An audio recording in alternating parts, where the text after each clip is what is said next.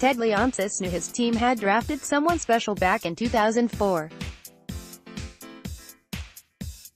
When everyone began to doubt whether Alex Ovechkin would be able to bring a Stanley Cup to Washington, Leonsis never did.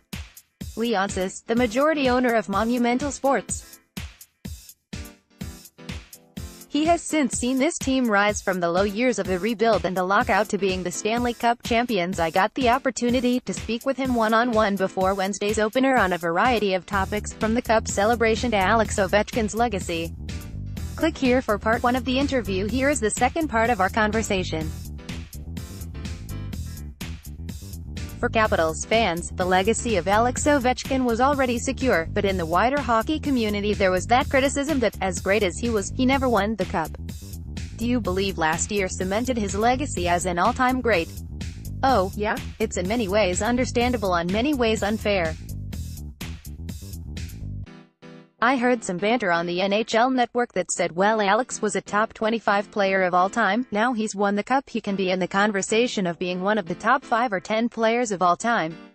I think it removed that impediment that's also driven him to know if you can win it a second time, you're in a whole different kind of conversation, and that's frankly what's driving him now. He had the long-term contract, he had the MVPs, he had the all-star nomenclature, if you will, he loves the city, so now there's this purity of pursuit, which is, okay, we won a cup, we think we know how to do it, we know it starts with make the playoffs, so let's be focused on coming back and staying healthy and vying for the playoffs, and then we start all over again. So as he said in one of his interviews, find another team, another person to write that about. That narrative no longer works here. It's a different narrative, which is how hard is it to repeat? You look in the recent past, Chicago won 3 cups but never back-to-backs. What Pittsburgh did was magnificent, and my respect level for them has always been high, but it's through the roof because to have won back-to-back and be competing for a 3rd championship back-to-back, that was an amazing accomplishment by that team. With a few more years remaining on Ovechkin's contract, is your position that he is going to be a Capital for life? The great thing about Alex, and he's got 3 more years, he's a man with a great pride. He also knows his place in history. If at the end of his contract he's playing as a first-line player and he's all-star caliber, he'll want to continue his career, and of course we'd want Alex here for the rest of his career. But I do not believe you will ever see Alex Ovechkin hanging on. If he can't be a great player, he's not going to play for the money. He's managed his money and his career very well. He wants to be a great player and be able to compete for cups. We're blessed that that's the kind of motivation that he has, and he's in shape. He scored a goal the other day in preseason, and I said to Dick Patrick, who I was sitting next to at the time, I think that shot was heavier and faster than it was 5 years ago. It's a supernatural gift that he has to still be able to just score goals and play with such dynamism and enthusiasm and to stay healthy. Alex and Nicklas Backstrom, they're such a big part of our team and culture and history, but neither of them is going to play if they can't play to a really high standard. We'll cross that bridge when we get to it, but knowing them as well as I do, that's what I believe. There was talk after last year's loss that maybe it was time to move on from Ovechkin and the core. Was there ever a moment when you began to doubt that this core would ever win the cup? No, and I think that's why Alex gave me that kind of hug, and if you talk to Nick Backstrom, he's not as emotive as Alex, he'll say the same thing. My belief in being steadfast and trusting and believing in these players and our core never wavered.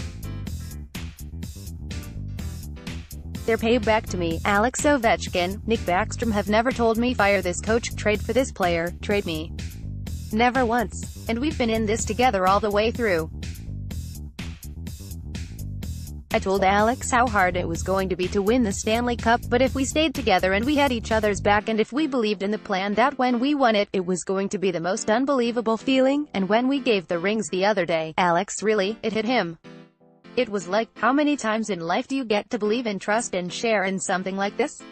It's not often, right? So there was a real release and bond there. And it's not just with Alex. Alex and all his teammates and all of our ownership group with the players, we were in it together and it worked. It's few and far between when you have that kind of experience. Alex will go down in history as one of the great players, but I think he'll also go down as being one of the great leaders and also one of the highest integrity players because he always plays, he doesn't whine. And he took a lot of expletive from people, right? Mostly unfairly. I think I said to him, "Remember that article?" He said, "Yeah." Do you remember who wrote that? No idea. I don't either. And so when the pixels are flying and you say to somebody it won't matter after we win the Stanley Cup, just keep your eye on that prize. That happened and he is very happy, but I'd say he's more self-actualized now than happy. That weight's been lifted off of his shoulder and I really think he's going to enjoy this part of his career where you're the defending Stanley Cup champ and all of your focus is on one thing, which is repeating or, in future years, winning it again, and that's very clarifying emotion. You mentioned your respect for Pittsburgh for being able to repeat. When you look at your team this year, what do you think their chances are to pull off the repeat? The unbelievable thing about the NHL is the parity and the belief by every fan base as the new season starts that they can win the cup. I'm sure there's lots of people around the league that said, look, Washington was not picked to win the cup last year and they ended up being the best team. There are 30 other incredibly competitive teams and every year there's a surprise. Certainly Las Vegas last year turned out to be the surprise of a lifetime.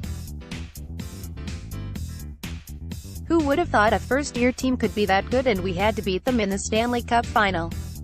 Any team that has generationally great centers and great goaltending will always be a threat to win the Stanley Cup. That's how the game is played now and they have great centers. I think we have great centers. Everyone talks about Nick Backstrom and Alex Ovechkin, but probably the reason we won the cup last year was our goaltending was stout and the save was the pivotal play in the finals, but Yevgeny Kuznetsov may be our best player. He might be the best player in the NHL right now. He's almost overlooked. Lars Eller became an unbelievably important and great center and we woke up and we've got really great strength down the middle with Nick and Yevgeny and Lars Eller.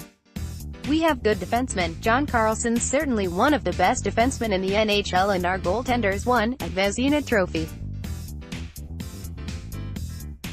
I laughed. We had the best record in the league over 10 years and we have these great players. Why was it such a surprise that we would win the Stanley Cup? It's hard to fathom that, but alright, so we surprised everyone. We certainly won't surprise people this year who will be gunning for us. More Caps news.